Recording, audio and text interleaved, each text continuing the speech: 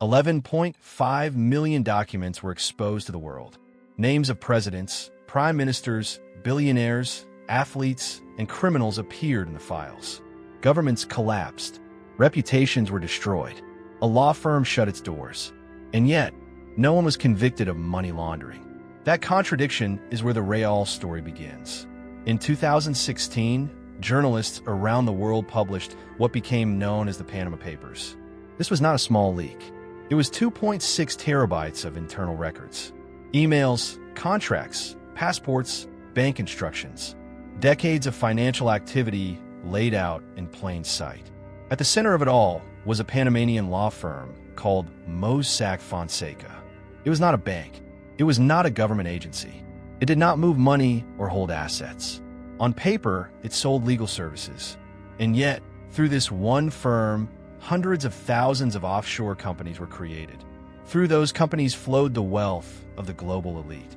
Money crossed borders, changed ownership, and disappeared from public view without technically breaking the law.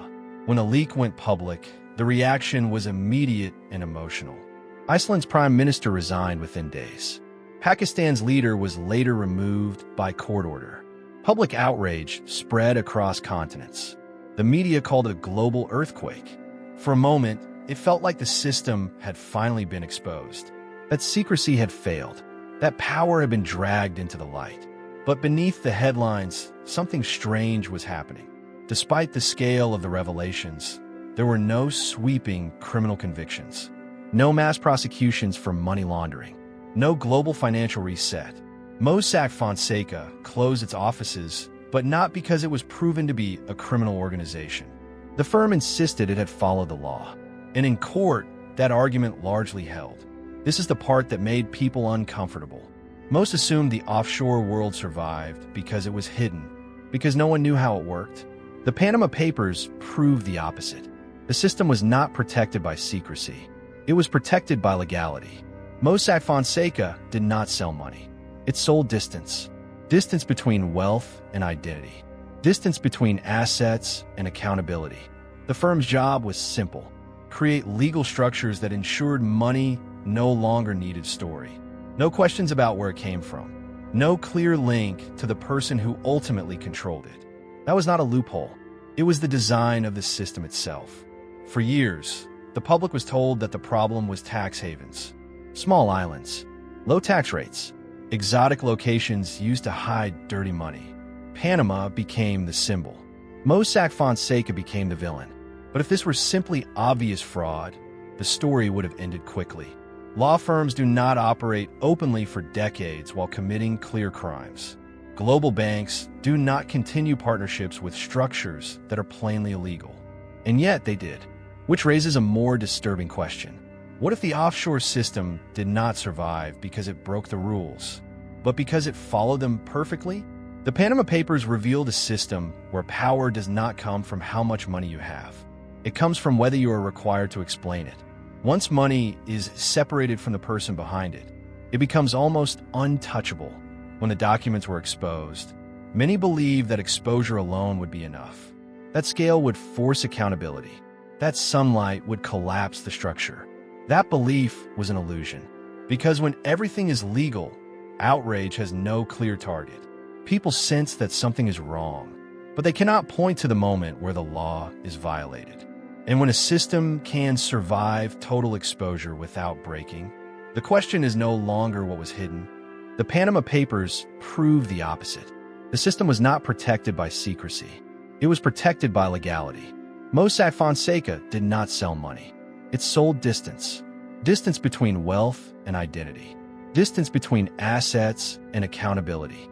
The firm's job was simple: create legal structures that ensured money no longer needed a story. No questions about where it came from. No clear link to the person who ultimately controlled it. That was not a loophole. It was the design of the system itself. For years, the public was told that the problem was tax havens, small islands, low tax rates, exotic locations used to hide dirty money. Panama became the symbol. Mossack Fonseca became the villain. But if this were simply obvious fraud, the story would have ended quickly. Law firms do not operate openly for decades while committing clear crimes. Global banks do not continue partnerships with structures that are plainly illegal. And yet they did, which raises a more disturbing question. What if the offshore system did not survive because it broke the rules, but because it followed them perfectly? The Panama Papers revealed a system where power does not come from how much money you have. It comes from whether you are required to explain it. Once money is separated from the person behind it, it becomes almost untouchable. When the documents were exposed, many believed that exposure alone would be enough. That scale would force accountability. That sunlight would collapse the structure. That belief was an illusion, because when everything is legal, outrage has no clear target. People sense that something is wrong, but they cannot point to the moment where the law is violated. And when a system can survive total exposure without breaking, the question is no longer what was hidden, but what was always allowed to exist. To understand why nothing truly collapsed, you have to look at how the offshore system actually functioned day to day. Not in theory, in paperwork.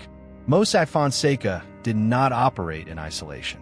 It sat inside a larger machine made of banks, regulators, lawyers, and compliance departments spread across multiple countries. The process was almost boring. A client never walked directly into Mossack Fonseca asking to hide money. That would have raised questions. Instead, the request usually came through a major international bank. HSBC, Credit Suisse, UBS, names that sounded safe. The bank would introduce the client. The law firm would create a shell company. A director would be appointed on paper. Shares would be issued to another shell company. That second company would be owned by a trust. The trust would sit in a different jurisdiction. By the end, no single document showed the full picture. Each step was legal. Each step complied with local regulations. Each step was someone else's responsibility. This was not secrecy. This was fragmentation. In 2016, more than 40% of Mossack Fonseca's companies were incorporated for clients introduced by banks. Not criminals in basements. Regulated institutions with compliance teams.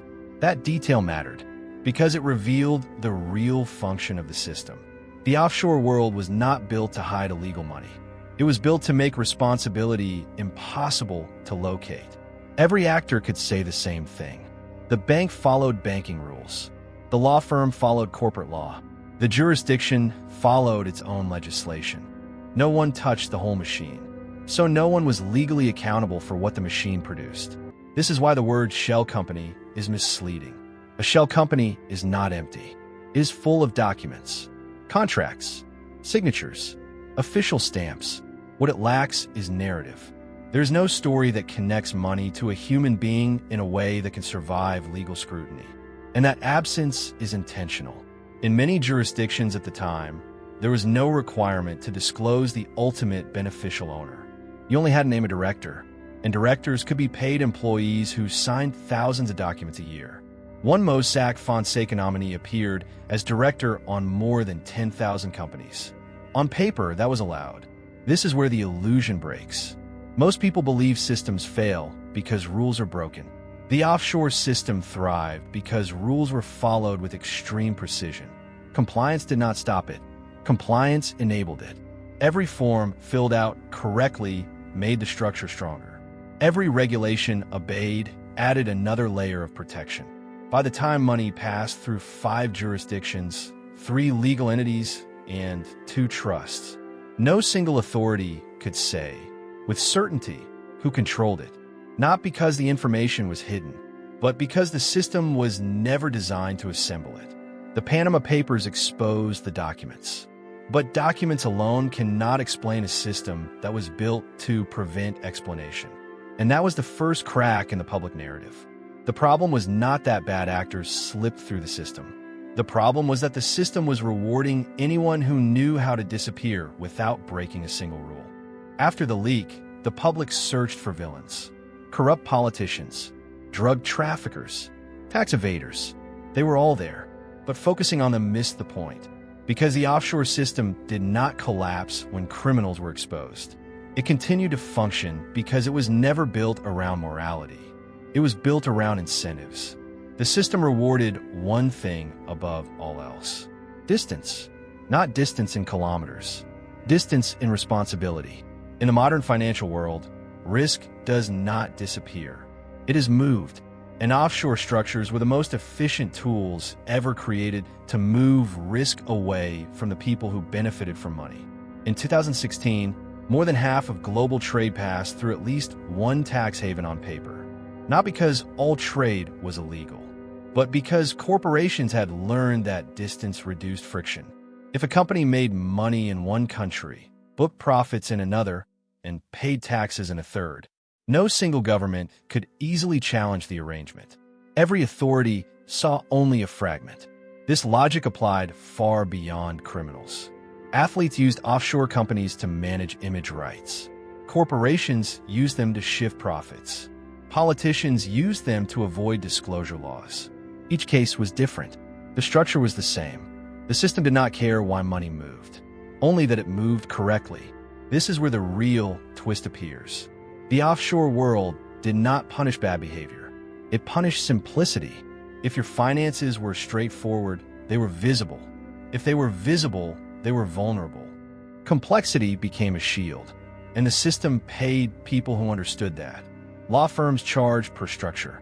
Banks earned fees for every layer added. Jurisdictions competed by offering faster incorporation and weaker disclosure. Everyone was incentivized to make money harder to trace, not to break the law, to optimize within it. This is why exposure did not end the system. The Panama Papers showed the scale. They showed the names. They showed the mechanics. But they did not change the incentives.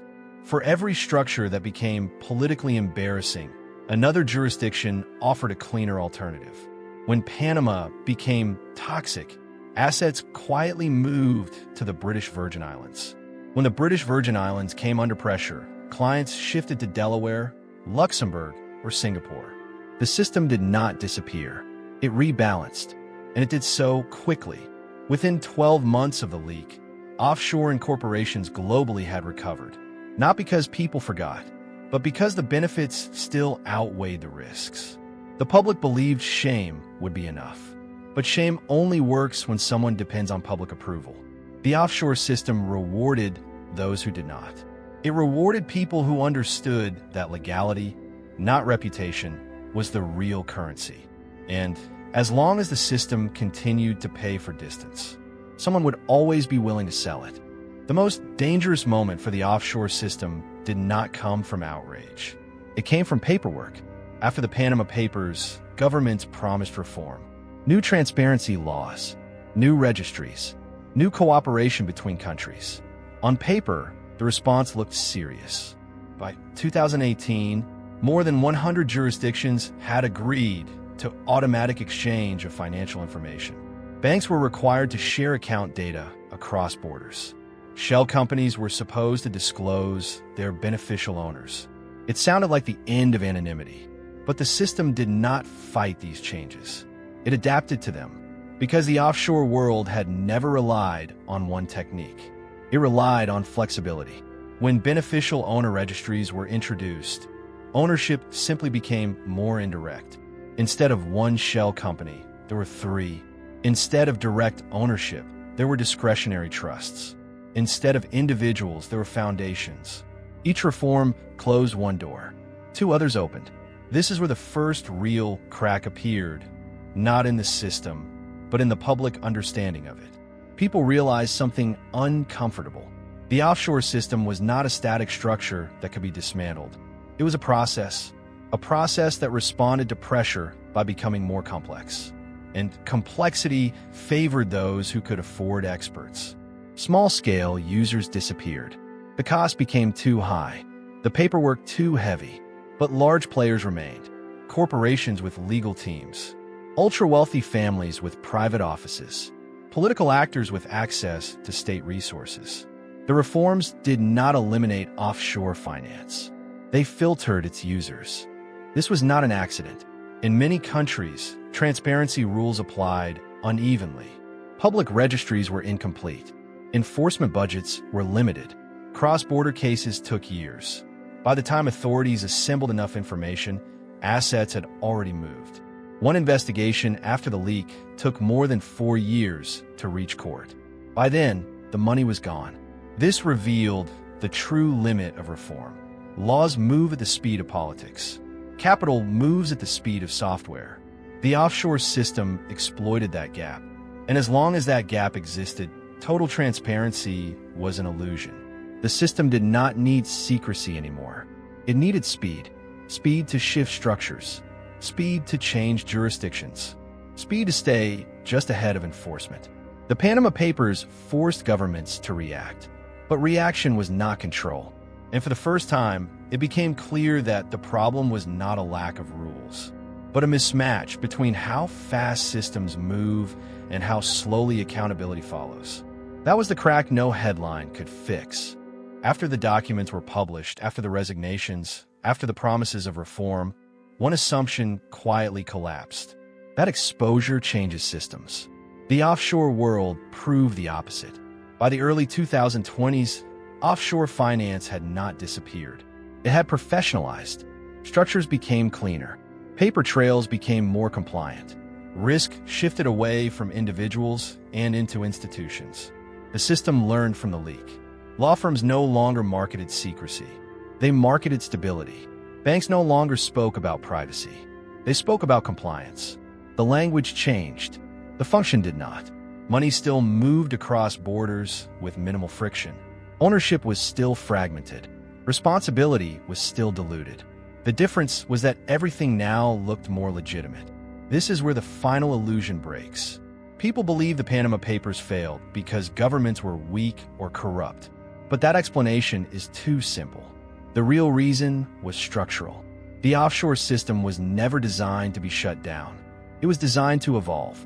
Every attempt to regulate, it created demand for a more advanced version. Every scandal trained the system to become quieter, faster, and harder to challenge. The system did not fear sunlight. It used it because sunlight did not change what the system rewarded. It still rewarded distance. It still rewarded complexity. It still rewarded those who could afford to stay ahead of the rules. And those rewards remained legal. This is the part that rarely makes headlines. The offshore system is not an exception to modern finance. It is a feature of it. It exists because global capital moves freely while accountability does not. Because laws stop at borders and money does not. Because complexity is treated as intelligence instead of risk. Mossack Fonseca disappeared, but nothing fundamental ended with it. The names changed. The jurisdictions shifted. The structures became more sophisticated. The mechanism remained. And as long as financial systems continue to reward separation over transparency, the offshore world will not vanish. It will simply become harder to recognize. So the question left behind by the Panama Papers is not whether the system was exposed. It is this: if a system can survive total revelation, what would it take for it to ever stop working?